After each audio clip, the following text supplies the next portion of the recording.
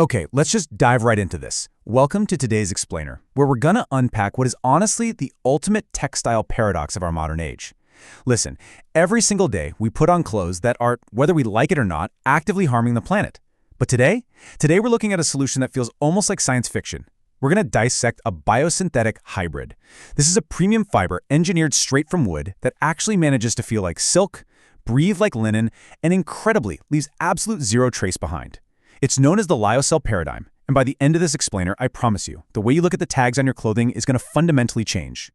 To really understand why this matters, we have to look at the massive legacy problems staring us right in the face. We've basically been trapped between two huge evils. On one side, you've got cotton. Sure, it's natural, but it absolutely drains our rivers dry. The water cost is just staggering. And on the flip side, we have polyester. Yeah, it's cheap, it's durable, but it literally suffocates our oceans in microplastics every single time we do a load of laundry.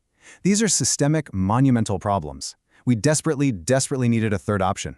So, let's get into Section 1, the viscose problem, or the sins of the past. To truly grasp the pure genius of Lyocell, we kind of have to look back at the chemical nightmare that came before it. See, for over a century, our desperate attempt to create artificial silk relied on viscose rayon, starting way back in 1890. But the manufacturing? Total toxic nightmare. It required carbon disulfide and these highly toxic solvents, leaving behind massive water pollution just to turn wood pulp into something you could actually wear. Fast forward to 1972, engineers at American Enca started experimenting with a radically different solvent. And the crazy thing is, they weren't even trying to invent a new fabric. They were basically just trying to save the industry from its own toxic footprint. This breakthrough eventually snowballed into the 1990s when Courtaulds finally commercialized the new process under the brand name Tencel. The evolution of cellulosic fiber had officially peaked. Which brings us to Section 2, the closed-loop alchemy, engineering the perfect fiber. So how exactly do you turn a eucalyptus tree into a luxury garment? First, you start with sustainable forestry. Hardwood, like eucalyptus, is harvested, chipped, and purified into these raw, fluffy sheets of cellulose pulp. Second, we hit the dissolving phase. Now this is where traditional viscose use those toxic baths we just talked about. But here, the pulp is dissolved using a specialized solvent to create a super thick honey-like solution that the industry calls dope. Third, the spinneret. Imagine a metal shower head but with microscopic nozzles. The dope is forced through this plate under insanely high pressure. Finally, the coagulation bath. As those liquid streams of dope hit a clear water bath, they instantly coagulate. They transform right from a liquid into solid, continuous filaments. It is absolute manufacturing alchemy. Now, the absolutely crucial point in that whole process, the thing that separates it from those toxic sins of the past, is the solvent used in Step 2. It's called NMMO. NMO is an organic, completely non-toxic, magic bullet. This single chemical substitution is the game changer. It takes the dream of a biosynthetic wood fiber and makes it an environmentally sound reality, doing all the heavy lifting of dissolving that rigid wood pulp without poisoning the watershed. 99.5%. Okay, what does that number actually mean? Well, it represents the closed-loop recovery rate. Over 99.5% of the water in that organic NMMO solvent we just talked about is captured, purified, and reused endlessly inside the factory. There's zero toxic runoff, zero waste. It just loops continuously. It's a total engineering marvel that completely removes the toxic footprint of the industrial age. All right, Section 3, the open loop, the fatal flaw. So far, it all sounds completely flawless, right? The ultimate textile. But there was a mechanical flaw right in Lyocell's DNA that almost killed its commercial viability entirely. It's this phenomenon called fibrillation.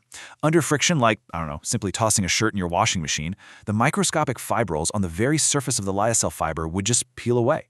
Think of it like getting split ends in your hair, but all over a brand new shirt. It created this frosted, hairy look. Early garments made of Lyocell would look incredibly worn, faded, and covered in a weird peach fuzz after literally just one wash. And yet, 300%.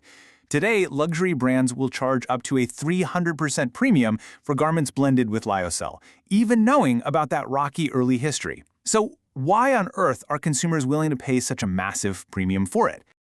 Well, the answer is premium performance. First off, moisture management. Lyocell is highly hydrophilic. It actually absorbs moisture at a nanofibril level, way superior to traditional cotton, and actively releases it right into the atmosphere. It regulates your body temperature autonomously. Second, to drape. The incredibly smooth surface area of this fiber creates a hyper-luxurious silk-like hand feel. Synthetics just absolutely cannot replicate this. It flows beautifully, which made it the elite, undeniable standard for high-end denim, activewear, and intimate apparel. Moving to Section 4, the Clash of Fibers, a raw data showdown. Let's look at how Lyocell objectively stacks up against the legacy fibers we've all been wearing our whole lives. On the breathability front, Lyocell totally beats polyester and matches cotton. For sustainability, Lyocell has that closed-loop system, so it completely dodges the high chemical use of viscose, the petroleum base of polyester, and the massive water and pesticide requirements of cotton. And in terms of drape, it gives you a true silk-like feel, whereas cotton is more matte and structured, and polyester can just feel stiff and, well, artificial. Lyocell essentially takes the best attributes of nature, the best of synthetics, and merges them. But there's one crucial metric that acts as the ultimate differentiator here: wet tenacity. Basically, how strong is it when it's soaking wet? When traditional viscose gets wet, it loses up to 50% of its strength. It sags, it deforms, it tears easily. But Lyocell? It retains a massive 85% of its structural integrity when soaking wet. It is vastly superior to heavy industrial washing and intense daily wear. It doesn't just look good, it's practically armor compared to the prototypes that came before it.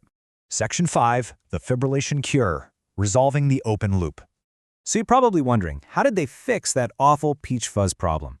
Well, the engineers didn't just throw their hands up. The fix was a brilliant process called chemical cross-linking.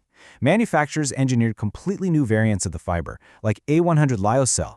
By treating the fiber with specific cross-linking agents during the finishing process, they were able to essentially glue or lock those fragile surface fibrils firmly into place. It completely cured the fibrillation issue. The fiber stayed smooth, pristine, and incredibly strong, wash after wash after wash. And once they locked those fibrils down, boom, it unlocks massive industrial expansion. Lyocell was no longer just for fancy boutique suits. Because of its intense wet tenacity, its absorption, and its smooth profile, it moved directly into high-performance applications. We're now talking about advanced medical dressings for hospitals, highly durable automotive interiors, and heavy-duty activewear that requires intense breathability without falling apart. It became a true industrial powerhouse. Which brings us to this powerful summary quote. We took the breathability of nature, removed the toxic footprint of the industrial age, and engineered a performance metric that rivals synthetics. The manufacturing process of Lyocell truly represents the absolute pinnacle of modern textile engineering. It proves, beyond a shadow of a doubt, that we don't have to choose between luxury, durability, and the health of our planet. We can actually engineer our way out of the compromises of the past. And that leaves us with this final thought to ponder today.